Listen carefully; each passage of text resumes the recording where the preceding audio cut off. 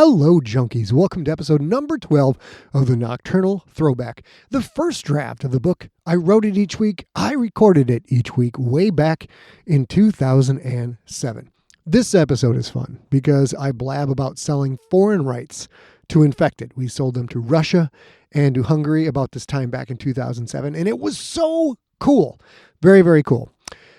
Whew, still in that coronavirus business. As I write this, we've just hit 50,000 Americans dead from the coronavirus, from the COVID. It's brutal. And we're about to hit 200,000 officially dead worldwide. We all know it's more than that, but we can't say how many. And it's just getting rolling in Brazil and Turkey, and speak of the devil, in Russia as well. So keep on social distancing, keep washing those hands, patronize local businesses where you can and where it makes sense. On my end, what am I doing? I'll tell you. I continue to write stories. My stories have always been meant to take people away, to take you away. And there's probably no better time than the present for that. Let's jump into our Wayback Machine and time travel to 2007. Here we go with Nocturnal Throwback, episode number 12.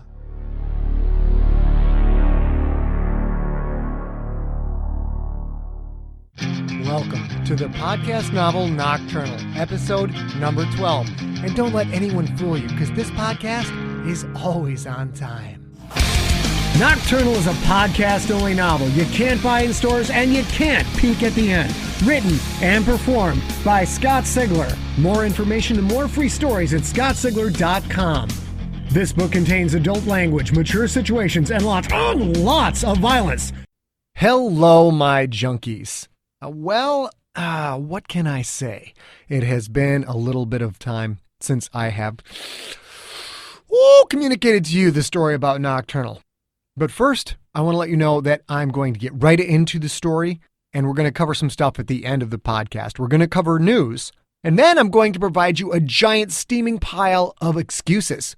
Now, if you don't normally listen all the way to the end to hear my prattling, but you are interested in the Sigler World Takeover, the Sigler Ascension of 2008, you're going to want to tune into this, because I've got news on 2 more countries that have fallen prey to Siglerism. I will hint to say it's a gigantic amount of land. Like the amount of land, if you were playing Risk, you'd be all over this and getting a lot of extra armies. That's what we're talking about, that much land.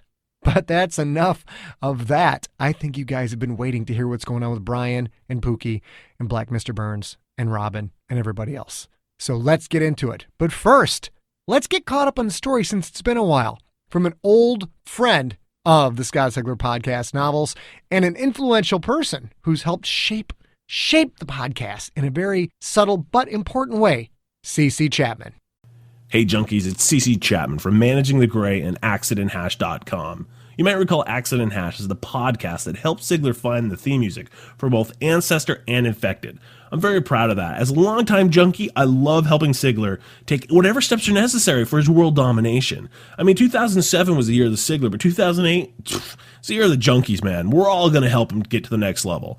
And I don't know what happens in this chapter, but I'm glad he got his ass out of that lounge chair where he's been sipping beer and watching football for the past couple weeks. And we finally get some more Nocturnal. I've been itching. I need my fix. You need your fix. You don't want me talking no more. So let's kick it with the story so far. San Francisco police detective Pookie Chang was researching the background of murder victim Marco Gastineau, who was killed by an arrow to the heart. But Pookie couldn't find anything on Gastineau.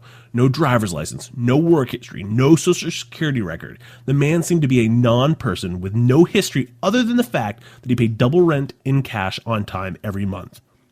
Pookie and his partner Brian Clauser traced the arrowhead to a Jebediah Erickson. Research on Erickson revealed that he'd been convicted of murder 30 years ago and sentenced to the California State Medical Corrections Facility, the prison for the worst psychopaths in the country. Records show that Erickson served less than a year, though, and was released to the reconnaissance of Detective Francis Parkmeyer in 1976.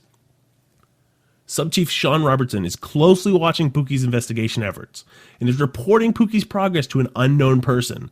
That unknown person has already asked if Chang needs to be eliminated, and thus far, Robertson has said no. Brian Clauser, meanwhile, has set up a one-man stakeout of Erickson's house, patiently watching at night from a nearby rooftop for hours on end. At the end of the last episode, Clauser was called away from his midnight stakeout by Pookie. Medical examiner Robyn Hudson had found something connecting the murders of Gastineau Alex Panos and Kyler Sawyer, and she demanded to see Pookie and Brian right away. All right, junkies, here we go. The latest episode of Nocturnal.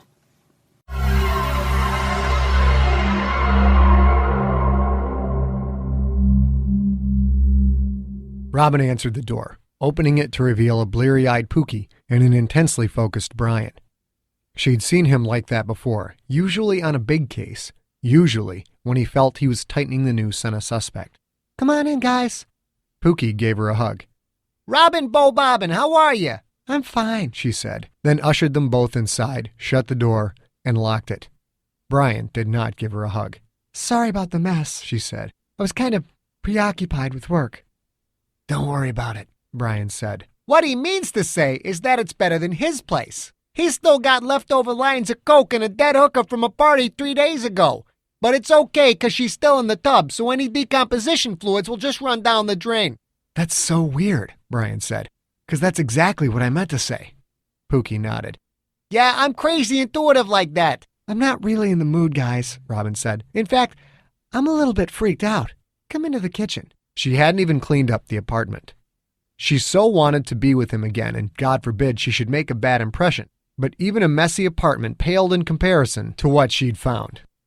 "Holy craps, Robs," Pookie said as they entered the kitchen. "Can you say OCD?" She'd put the contents of each evidence envelope in neat piles on her kitchen table. She kept straightening the piles over and over again, because each time she lifted a piece of paper, it shook in her hands, hard enough to rattle.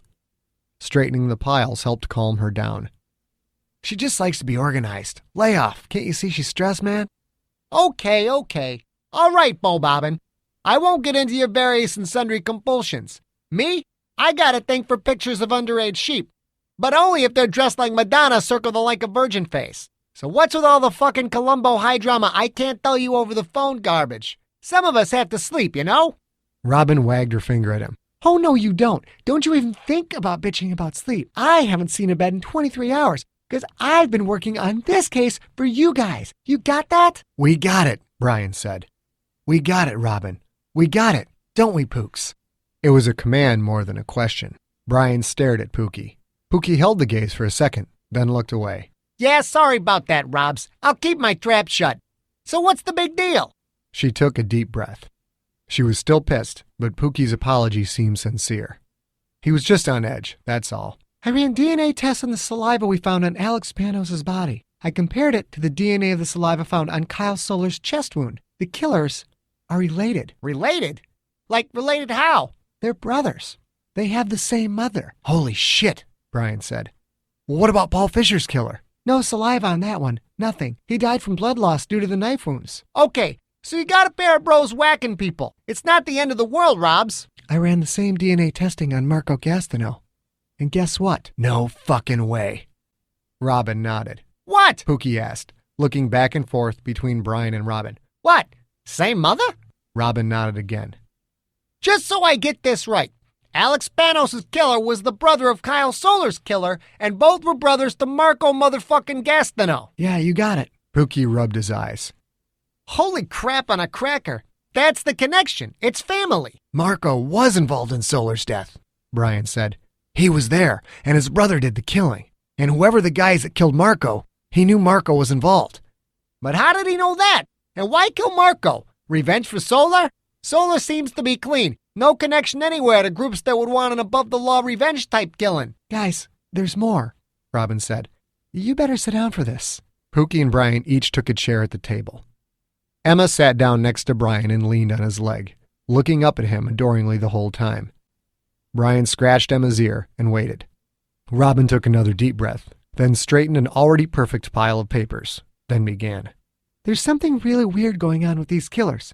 Now, you guys know about X and Y chromosomes, right?" "Why? Because we like you." "Pooks," Brian said. "This might not be the time for jokes, right?" "Why, Brian, I can't help it. I guess it must be genetic." Brian couldn't suppress a short laugh. "Bada boom. Thank you, folks. I'll be here all night." Robyn decided to just push through and ignore their attempts at humor. "Okay, see if you think this is funny. XY is the code for male, XX is the code for female. Guess what these guys are?" "Well, I'd say XY since they're dudes," Brian said. Well, you wouldn't be asking a rhetorical question if that was the answer. They are XZ. What the hell is a Z? It's like a Z, but with socialized medicine. You know, from Canada. It's a Z, Brian, Robyn said. Just call it a Z, okay? I'm not going to call it 15 different things, and it's a Z, so call it a Z. Got it? Brian raised his eyebrows and nodded slowly. Pookie put his fist to his face and started bobbing and weaving. Sorry, guys, I'm sorry. It's just a little testy here. I'm not even going to touch that one. All three of them, Solar's killer, Panos' killer, and Gasthano, they have a Z chromosome. I'm guessing that's not normal. Like, okay, way beyond not normal and into impossible, right? Robyn nodded. Yeah, as in like no one has ever seen anything like it. Great, so we're chasing mutants. Man, I thought a hot date with a drunk Irish girl was a good time, Bo Bobbin, but you put that to shame. Wow, the good times are going straight to my head. Mutants? Seriously, Robyn, what does this mean? Robyn shrugged. I wish I could say no, Brian. Whoever killed Alex Panos was very, very strong. Strong enough to rip the boy's arm right off. And he was a big boy. And then there's the teeth marks on the shoulder bones. Well, they're kind of wide for a normal person. Don't you dare fucking tell me this is a werewolf, Pookie said. Only he didn't say it to Robyn. He was staring straight at Brian, who was slowly rubbing his hands together and staring at the floor. Of course it's not a werewolf, Pookie. That's ridiculous. Good, Pookie said. His sense of humor seemed to have vanished. He turned to stare at Robyn. And it's not a snake man either, is it? Pooks, what the hell are you talking about? It doesn't matter what I'm talking about. Pookie stood up. And you know what? I'm out of here. I have to leave before you tell me that the killer is actually Jimmy Hoffa, who is, of course, related to Marco Gastineau, who has been hiding in plain sight all these years as his alter ego Donald Rumsfeld. And now that Rummy is out of the administration, he's free to once again prowl the city streets at night searching for blood. Pooks, relax. You're losing it. No, Bri, I already lost it. Past tense. As Confucius would have said, I am as one already the fuck out of this place. I'll check out the Grand Park slasher files first thing in the morning. But for now, not another word. Robyn stood. But Pookie... Ah! Pookie cut her off and stabbed a finger in her direction. Ah! No! Not another word to speak, Confucius say. Good night and good luck. Pookie stormed out of the apartment. He didn't slam the door on the way out, but made it seem that not slamming the door took a supreme effort of will. Wow. What in the blue blazes was that all about? Brian shrugged. He's not known for his grace when confronted with a lack of sleep, you know? They sat in silence. The moment would have been awkward, as it was the first time they'd been alone together since the breakup, but neither of them seemed to be very focused on romantic concerns. Robyn, what have you filed on this so far? Robyn shrugged. I filed the initial autopsy reports on Alex Panos, Kyle Solar, and Gastineau. Yeah, but did you specifically mention the Z thing? She shook her head. No, not yet. I thought I was doing something wrong when I found it on Panos, so I held off until I could correct it. Fisher didn't have it. I just found out for Gastineau and Solar, so no, I haven't filed anything yet. What about the arrowhead? She nodded. Of course. That's the murder weapon. Why do you ask? Brian leaned back in his chair and looked up at the ceiling. He didn't speak for almost a minute. Listen, he said finally. Do me a favor. Don't report this genetic stuff. Why? Just don't, okay? At least for a few days. Give me some time to process all this. The fact that they're brothers has direct relevance on the case, Brian. I should submit it right away, and you know that. So why should I delay? There's something really bad going on in the department. I just can't put my finger on it yet. Bad like what? Think like some kind of cover-up. A cover-up of what exactly? He didn't answer. Well, with the caseload we've got right now, we're a little backed up. I guess I could postpone reporting on the Z information for 2 days, 3 at the most. Will that help? It'll have to, Brian said. He stood. I gotta get going. Brian, can't you stay? Maybe just for a little while? He looked at her, only for a second, then looked away. Echoes of their past together flared up in her mind. The look in his eyes, that hawkish look. He wasn't thinking about her, or them. He was only thinking about the case. Robyn, I got a lead. She smiled and nodded. She wanted him to put her before a case, just for once, but it was a ridiculous feeling to have considering that she'd broken up with him months ago. Logically, it was ridiculous, but emotionally, she couldn't help but feel that way. It's cool. You go ahead. Call me if anything comes up, he said, then gave Emma one last ear scratch and walked out of the apartment. She locked the door behind him, then went to her purse to check on her gun. Brian didn't always tell her everything. He was one of those guys that wanted to protect women by not telling them what was really going on. Sexist as hell. It was like assuming that if she knew the whole story, she'd curl up into a little teddy-wearing fetal position and cry for daddy to protect her. Sexist, true, but it wasn't a malicious kind of sexist. Brian Clauser was a gentleman to a fault. If he wanted her to ignore proper procedure and wouldn't tell her why, it was because he thought she might be in a tiny bit of danger and didn't want to freak her out. Her gun was a Kel-Tec P3AT. Ironically, the gun had been a gift from Brian. She'd never carried before they started dating. She'd never thought she needed a gun. The stories of his cases, however, changed that. The story of Big Tonda Murphy being taken hostage was the final straw. Tonda was a big woman, uniformed, carrying a gun, and she'd almost died that day. Would have died if not for Brian's heroics. Her story, and all the murder cases Brian talked about, that shit changed Robyn's mind. She'd seen the bodies for years, sure, but there was something about lying in bed with him, hearing him vent about the crime scenes, the investigations, the final arrests. The story somehow made death more real than the corpses ever could. She never went anywhere without her 9mm Kel-Tec. It weighed only half a pound and was just over 5 inches long. She could even get decked out for an evening on the town and put the weapon in a clutch, the perfect accessory for the nightclubbing girl on the go. The gun was where it was supposed to be, 6-round magazine loaded, second 6-round magazine ready to go. She always thought anything more than 6 bullets was a war zone anyway, but Brian insisted she develop the habit of carrying a second magazine. Emma whined, looking up at Robyn, wagging her tail. She had to go outside. Girl didn't need much at night, just a walk around the block. Robyn set her purse down and threw on her coat. She grabbed Emma's leash, having to walk carefully so as not to trip over the spinning, jumping dog. Robyn put the leash on Emma, then unlocked the door and started out into the empty hallway. She stopped, paused for a second, then went back in to get her purse. Even for a walk around the block, a girl couldn't be too careful.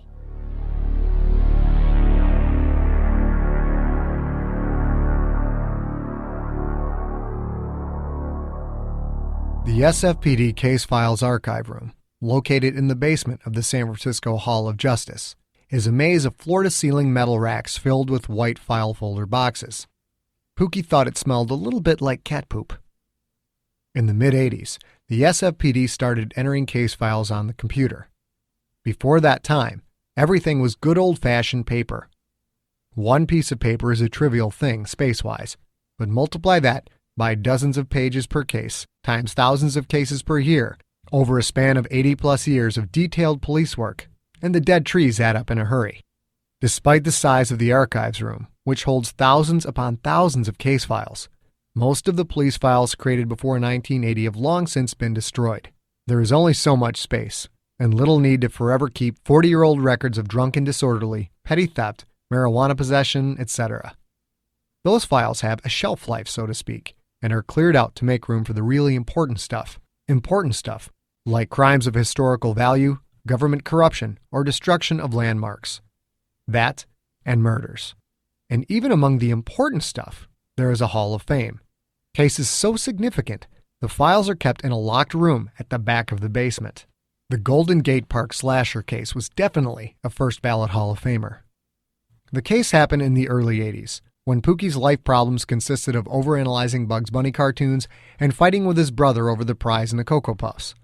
Nowadays, even most of the locals knew nothing about the case, if they even knew it existed at all. Pookie knew, as did all the cops, and any native San Franciscans over the age of 45 or so. Maggie O'Donnell, the sergeant in charge of the SFPD archives, fit both categories. She was both a cop and well over 45. Well over 45. It was a rumor that she was into her 80s, and she hadn't been forced into retirement because she knew a lot of things about a lot of people. When you work in the archives for over 50 years, you get a lot of time to read, a lot of time to connect certain dots. The urban legend around the SFPD was that Maggie knew just enough dirt about just enough people that no one really wanted to push her. Could be all bullshit. She was probably still under 65, but as Pookie approached her desk, he had to admit she looked kinda like those 60s movies vampire bitches. fresh from a century locked in a coffin, and before that first meal of blood that turned them into screaming goth hotties of doom. Maggie, Pookie said, flashing his best grin. how are you, beautiful? Maggie sort of looked like a senile old grandmother in a police uniform. She never seemed to get her lipstick right. It was always off target, just a bit, going over the lip line here, under the lip line there. Her blush was a stripe on each cheek, as if she brushed it on in one painter stroke, then forgot to blend it in. She weighed maybe 105 pounds, wearing wrinkled skin that had once comfortably housed 130.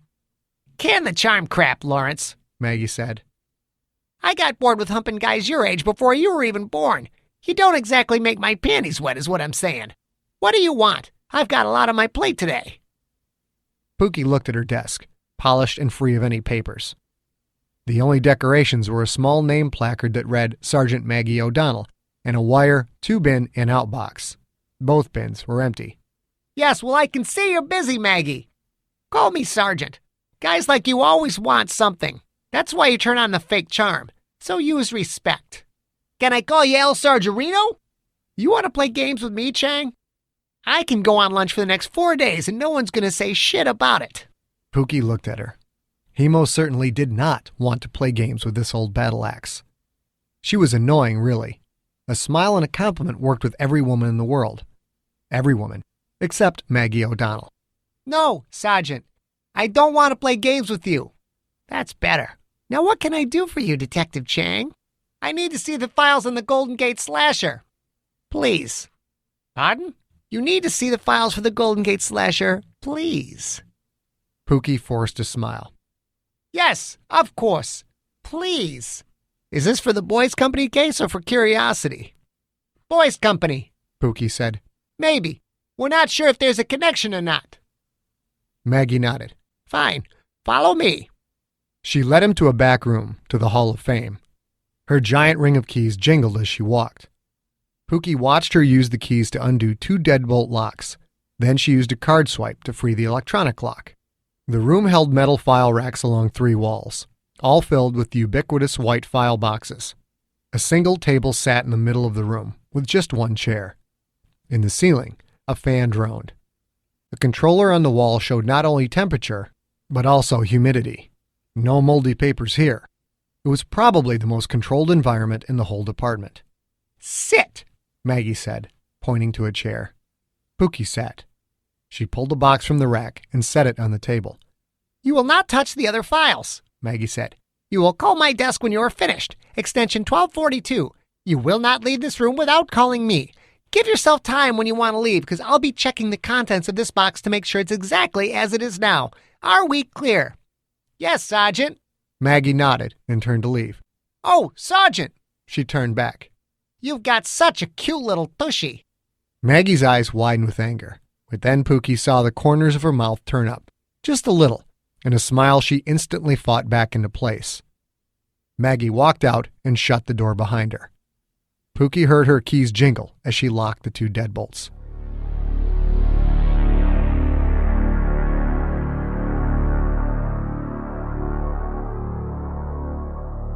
The Golden Gate Slasher had been one sick motherfucker. 8 children, ages 6 to 9, were killed over a 2-year period. The case never drew the attention of other high-profile serial killers, like the Zodiac Killer, for instance. For 2 reasons. First, it didn't have an attention-seeking murderer sending letters to the newspapers. And second, the SFPD had kept a tight lid on the story. Children disappeared. Months after their disappearances, the children's mutilated bodies would turn up in Golden Gate Park. Holy shit, Pookie whispered as he read through the files. How can people be like this? The file revealed details he'd never heard of. The children's bodies had been half-eaten. The children's bodies had been half-eaten. SFPD managed to keep that detail out of the papers. They reported the discovery of bodies, reported that the cases were related, probably with the same killer, but they never shared the eating part with the press. Forensic reports showed fork and knife marks on their little bones. Some even showed gnaw marks. Gnaw marks on the bones, just like fucking Alex Panos. All 8 children were missing their livers. Most had limbs cut off. The latter victim's limbs appeared to have been chewed off. The chew marks gave the positive ID for the killer, a John Doe. His upper right molars matched teeth grooves in the bones of the 4 victims. The dental analysis left no question. The mark showed that the John Doe was the killer. Pookie looked at the dental charts. He didn't know much about dentistry, but they looked normal. No mutant fangs or even large teeth, for that matter. Gastineau didn't have big teeth, and he was one of the Z mutants, now wasn't he? But who killed the John Doe? Pookie flipped through the files, but found nothing. He looked in the cardboard box again. Had to be in there somewhere. He flipped through everything a second time. Still nothing. There should have been a file on the death of John Doe. Crime scene report, autopsy, but nothing. He quickly flipped back through the files for the child murders. They too were missing information. Parts of the crime scene files were gone. What else was missing? Descriptions of the initial scene, the place someone would have recorded any strange drawings or symbols. Pookie picked up the phone on the table and dialed extension 1242. Maggie answered halfway through the first ring. Finished already? Is there another box for the Golden Gate Slasher case? No, that's it. Well, there's information missing. There's no crime scene reports for the murder of the killer. No autopsy, nothing. Where could that information be? If it's not there, it's gone. Now you know why you're locked in there. People just take the files and never bring them back, and that information is gone forever. You mean we don't have copies? No copies. It's an archive. The department can't afford to keep multiple copies in multiple locations, you know. Fine. Thanks. Fine, thanks. Can I come out now, Ma? I finished my homework and Timmy wants to play. Maggie huffed, then hung up on him. Someone had removed information. The information on both the crime scene and the vigilante killer. Biznass was right. It was a cover-up. But who would cover this up, and why? While he waited for Maggie to open the door, he flipped through the final report one more time, looking for the name of the investigating officers. Holy shit, Pookie said when he saw the 2 signatures. 2 names. The first, Francis Parkmeyer, the detective who had been mentioned in the San Francisco Chronicle article provided by Biznass. And in 1976, officials at the California State Medical Corrections Facility had released Jebediah Erickson to Parkmeyer. Parkmeyer's name was the first on the Golden Gate Slasher report. The second was Detective Amy Zoe.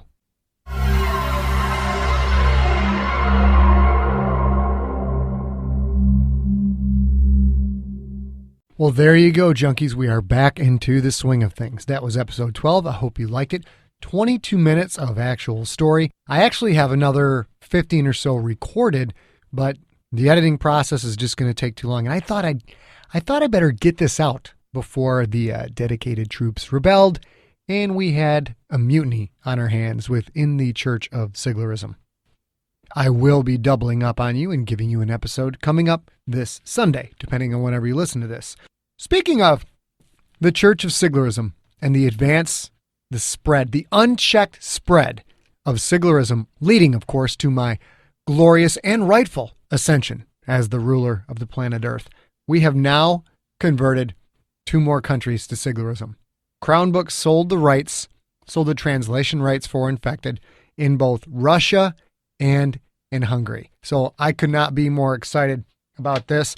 Every time one of these international sales happen, it's very trippy. You know, it was less than a year ago that I was fighting my ass off to get stuff published in the U.S., and now they've gone out and sold it across a big chunk of the world. So that's the advantage to being hooked up with a major publisher is they go out and they make this stuff happen. And that's cool. But what's even cooler is the concept that my fiction will be published and sold in 2 former Soviet bloc states. That's beyond cool. Capitalism and Siglerism invading at the same time.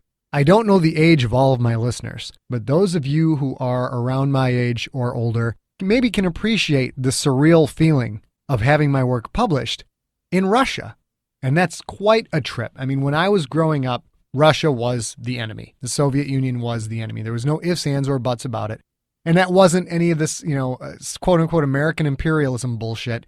It was the fact that the Western nations did not trust the Soviet Union, and the Soviet Union did not trust the Western nations. When I was a kid, there was pretty much a constant fear that every contrail you saw in the sky, was that a missile? Was that a nuke coming for us? And was it the start of World War III and, basically nuclear war and the collapse of civilization? It may sound a little over the top to talk about this, but that's the way it was. I mean, if you grew up when I grew up, every time you looked in the sky and saw a jet trail coming, you're just wondering, is this the end? Is it all over? And I talk about that a little bit in Infected. Margaret Montoya shares that sentiment of wondering if the big one had finally come. So now to move from that, flashing forward to today, where my crazy fiction book is going to be sold in Russian, and Russian language readers all over the world have the opportunity to buy it. And hopefully someday I'll be able to go to Russia, maybe after a couple more books, and do some kind of a book tour there. Hopefully I'll have some level of success, and we'll be able to go out there and do pub crawls in Russia. That would be friggin' hot. I don't know if I have to drink more vodka than beer. I don't hold vodka very well. Come to think of it, I don't hold beer very well either. But anyway, it's just friggin' awesome. It's fantastic. The book's going to be printed in Russian. I'm really excited.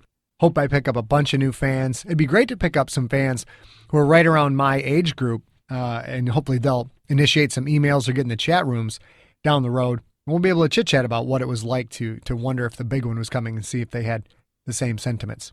But Siglerism brings peace. You see, people, I believe in peace through force. Peace through crushing other countries, dominating their will to exist as a separate entity, and bending them to my will. I do this out of love because it's going to make a better planet. The planet ruled by me will be a better planet. Now, those of you who enjoyed the story about me destroying myself, falling off of my desk, and spilling coffee all over my walls in my closet, you'll probably like this story too. I'm just going to share this one with you. I'm a big fan of the band called the Donnas. I think they rock, and I got a chance to go see them here in San Francisco. And this is the problem with being a tech person who can't be separated from the nipple of technology. Wore my jacket, had in my left breast pocket my phone, my right breast pocket my iPod. Of course, I was listening to Donna's tunes all the way there. Start rocking out. They're playing Wasted or another one of their classic songs, and that's at www.thedonnas.com if you want to check them out. Guitar band, great fun. Anyways, I'm rocking out. I realize I'm stepping on something. What am I stepping on? I don't care. I'm bouncing. I look down, and like I got something under each foot. I look down. I literally had my cell phone under my left foot and my iPod under my right. I was jumping on them for at least 30 seconds, repeatedly. Jumping really hard because I was trying to bounce up way up high. I was just rocking on, having a good time. Wound up destroying the cell phone. Smashed the screen. I believe the cell phone still works, but we'll never know because the screen is fried. Fortunately, the iPod was in a hard plastic case. Lost the back of the plastic case. Never got that back. The front of the plastic case stayed on. So thank goodness the iPod is still in one piece, but the phone is destroyed. So that's the kind of energy I bring to a rock show, people. And now, of course, it's excuse time. Yes, it has been a couple of days. I'm a couple days late. We're going to go ahead and say I'm 2 days late with episode 12. That is the official proclamation of the Church of Sigler. We're 2 days late getting that to you. Been recording the Infected audiobook, the whole thing, beginning to end. And I knew I put a lot of work into these podcasts, but I'd never done the whole thing at once. And doing the whole thing at once, holy crap. What a giant Mongolian boatload of content to record a 350-page novel with an extra 22 pages of content. Do all that.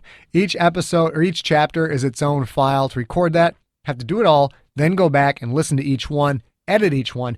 I'm not going to lie to you. I'm still not quite fully finished. Don't tell the guys at Crown. I still got a little bit of shit to make up on the end, but I had to get this episode of Nocturnal out to you. So that's why the sucker is, that's why Nocturnal episode number 12 is 2 days late. And since I'm going to drop another episode this coming Saturday for 2 in 1 week, technically that combined with the upcoming leap year is going to mean that I am on time with all my episodes. And therefore, after leap year, I will still officially have never missed an episode in my entire life as a podcaster, which is good for the guy who invented podcasting and invented the internet. I had to invent the internet first, so then I could invent podcasting. But I invented both of those things. It's true.